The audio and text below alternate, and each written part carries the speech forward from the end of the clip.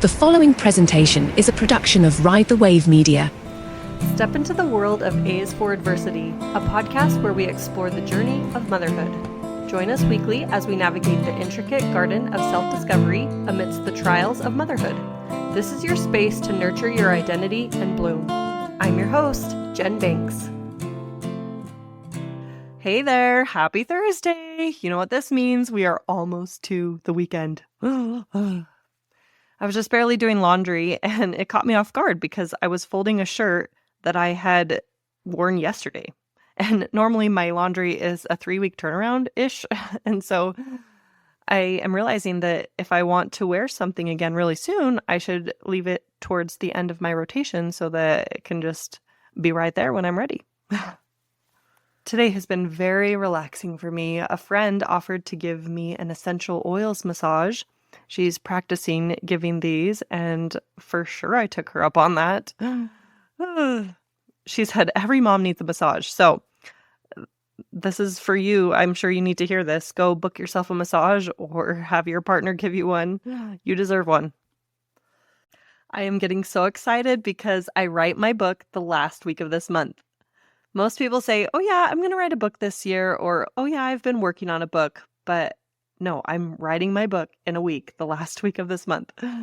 So when I met this publisher, I learned that she does these author adventures. And also I didn't have to have a manuscript and go find a publisher. She just took me on and I haven't written a word. So, okay, that's a lie. I've also worked on it here and there since I met with her, and we've been brainstorming and gathering ingredients. But the bulk of the book will be written in 1 week, and then it'll be published in September. So stay tuned. It's going to be called Let Yourself Bloom.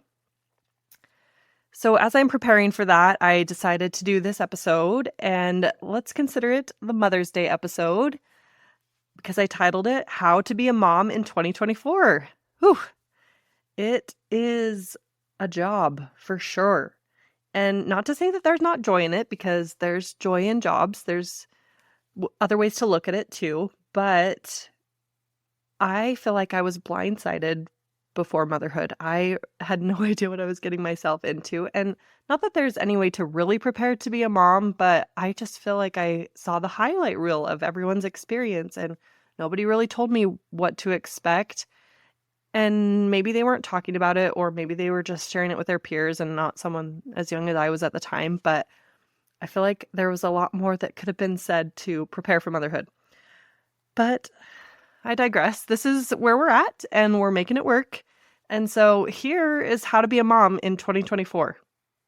Be sure to expect challenging, permanent work in an unstable and unpredictable environment with limited access to basic services.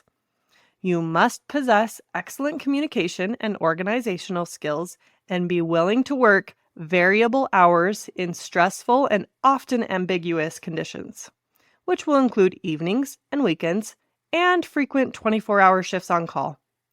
Some overnight travel is required, including trips to primitive campsites on rainy weekends and endless sports tournaments. 3, 2, 1.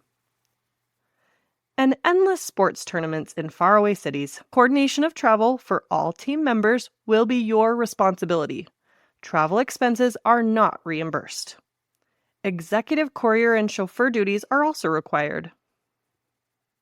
Time off must be requested and approved in advance, with the caveat that during said time off, you remain on call around the clock.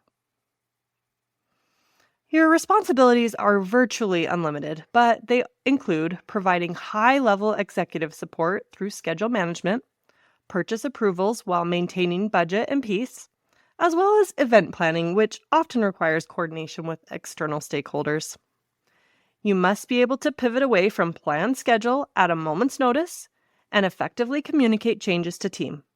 You must mentally maintain the company calendar, list of inventory shortages, pre-scheduled days off, doctor, dentist, therapy appointments, gift ideas, meal plans for the week, and precise locations of important items. You must manage employee use of company technology, including monitoring consumption, limiting access, and responding to a high volume of requests for access. You must be willing to face stimulating technical challenges, such as small gadget repair and stuck zippers. You must be prepared to provide learning and development opportunities in multiple settings and formats with minimal attention spans. Responsibilities also include any janitorial work throughout the facility and meeting nutritional needs of the team. You are expected to exhibit patience and mental strength to read the same material multiple times a day, physical stamina to keep up with energetic team members for the entire day, ability to physically and mentally multitask, often with only one hand, strong negotiation skills and ability to maintain professional manner and remain calm while experiencing multiple priorities, stress, sleep deprivation, and sensory overload. Meditation skills are preferred. Money management skills are also required. In this position, there is virtually no possibility for advancement and promotion. Your job is to remain in the same position for years without complaining, constantly retraining, and updating your skills so that those in your charge can ultimately surpass you. Your team will likely offer minimal feedback related to your performance. Oh yeah, and on-the-job training is recommended on a continually exhausting basis for everything from process improvements to product development to communication tools. Keeping up with training will be at your discretion, and finding training materials is solely your responsibility. Be aware that this is a volunteer, unpaid, full-time job. After a number of years, your team will be requesting payments from you. Raises and bonuses will be expected, and a balloon payment is due at the age of 18. When you die, you give them whatever is left, and you will be happy to do so. Benefits of this job include health insurance, none. Dental, none. Disability, none. Retirement or pension, none. Tuition reimbursement, none. Paid holidays, none. Sick leave, none. Stock options, none. Personal growth opportunities, though, are limitless, and hugs, free for life. Whew. It's hard to put a price tag on all of this, but salary.com estimates upwards of $200,000 annually if mothers were to be paid. Can you imagine? Thank you for doing a thankless job, truly. I know this isn't joking, but really, so much is required, expected, asked of, needed if you are going to truly be a mother. And it's easy to get bogged down if we dwell on that on a day-to-day basis, but we are doing it. Oh. The only explanation is that we're superheroes, right? And if nobody else tells you this Mother's Day, you are doing a great job. Just as you are, you're enough. I see you, and I'm right there with you in the trenches. We got this. We all feel the weight of motherhood in different ways, and we all carry that weight differently. Some of us have better support systems than others, and others have gotten into a good rhythm and routine. But with every life circumstance, things change. We have to find a new normal. We have another child, we move, we have a health condition. It is tough. And like I was talking about earlier,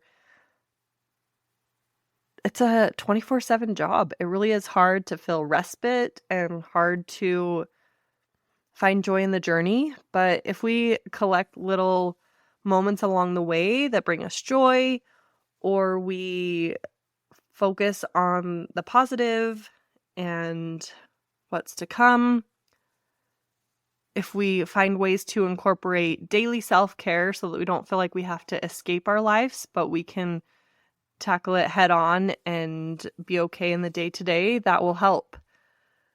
I remember feeling like my children were extensions of me. They were limbs, as if it were. And it was hard to leave. But as I slowly came back to myself and figured out ways to incorporate those self-care moments, I was much more full and able to bring that version of me back into motherhood.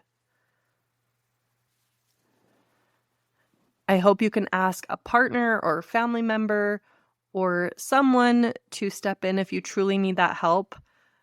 I've heard before to ask for support, not for permission. So I encourage you to find ways to take care of yourself so that you can show up for motherhood. I was going to say so that you can be equal to the task of motherhood, but I don't feel like we'll ever be equal to the task of motherhood. It is very daunting. It is very huge. It is overwhelming if we let it. But if we lean on other people and take it day by day and not get too bogged down in the hard of it, we can find the joy in it. Thank you, as always, to Blaine from Ride the Wave Media for the executive production of this episode and podcast. Remember to leave a review if you found it helpful and share it with a friend. Follow me on Instagram at A is for Adversity and stay caught up with all things that are happening here.